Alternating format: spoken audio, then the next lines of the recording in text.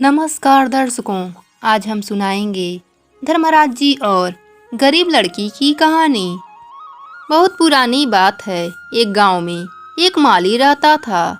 माली के परिवार में सिर्फ उसकी 17 साल की बेटी थी। उसका नाम चंपा था। माली शरीर से अस्वस्थ होने के कारण उसके घर की सारी जिम्मेदारी उसकी लड़की चंपा पर आ गई थी। वह नित्य सवेरे उठती और अलग अलग गांवों के घरों में फूल और दूध पहुंचाने का कार्य करती थी। उन्हीं लोगों में एक पुरोहित के घर पर भी फूल पहुंचाती थी। उस पुरोहित के घर जाने के लिए उस चंपा को एक तेज धारा से बहने वाली नदी को पार करके जाना पड़ता था। दूसरे लोग उस नदी को एक छोटी सी नाव से पार करते थे। उसके बदले उस नाविक को थोड़ा बहुत कमाई हो जाती थी। एक दिन उस चंपा को उस पुरोहित के घर जाने में देर हो गई और पुरोहित रोज सुबह ताजे फूलों से धर्मराज जी का पूजा करता था और देर हो जाने की वजह से वह उस पर बहुत जोर से चिल्लाया और कहने लगा, अरे अब क्या करूँगा इन फूलों का, ले जा इसे यहाँ से, अब कोई काम नहीं इन फूलों का। चंपा कहने लगी, साहब मैं रोज की तरह आज सुबह ही घर से निकल गई थी, लेकिन एक ही नाविक उस नदी में नाव चलाता है और उसी नाविक के वापस आने के इंतजार के वजह से मुझे देर हो गया। यह बात सुनकर पुरोहित ने गंभीर मुद्रा धारण करते हुए उससे कहा, अरे लोग तो भगवान का नाम जपते हुए बड़े बड़े समुद्र पार कर जाते हैं और तुम इस छोटी सी नदी भी पार नहीं कर सकती।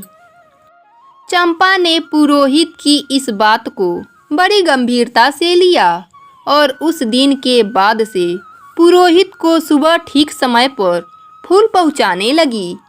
इतने सुबह सही समय पर चंपा को आते देख पुरोहित के मन में उत्सुकता उत्पन्न हुई और रोज सुबह समय पर कैसे आ जाती है, यह जानने की इच्छा जागने लगी।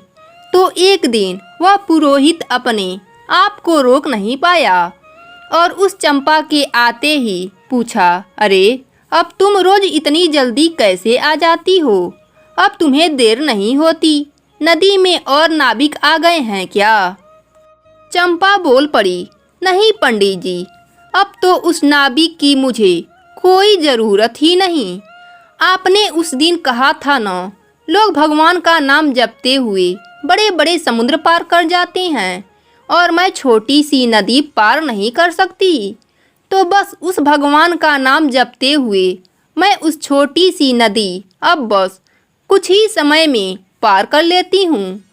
लेकिन उस पुरोहित को इस चंपा की बातों पर विश्वास नहीं हो रहा था। उसने कहा, अरे तुम उस नदी को कैसे पैदल पार कर लेती हो, यह मुझे दिखा सकती हो क्या? तब चंपा व पुरोहित उस नदी के तरफ चल पड़े और वह चंपा नदी के पानी पर पैदल चलने लगी। यह देखकर वह पुरोहित भी उसके पीछे पीछे नदी पर चलने को आगे बढ़ा।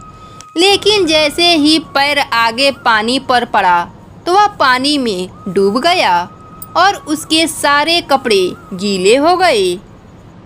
तब तक चंपा जोर से चिल्लाई, अरे पंडित जी, आपने अपने भगवान का नाम तो लिया ही नहीं, देखो आपके सारे कपड़े गीले हो गए। अगर भगवान में विश्वास ही नहीं करेंगे तो कैसे नदी पार कर पाएंगे, बताओ जरा। अगर आप विश्वास नहीं करते किसी पर तो आप सब कुछ खो देते हैं। विश्वास अपने आप पर और विश्वास भगवान पर, यही जीवन का असली रहस्य है।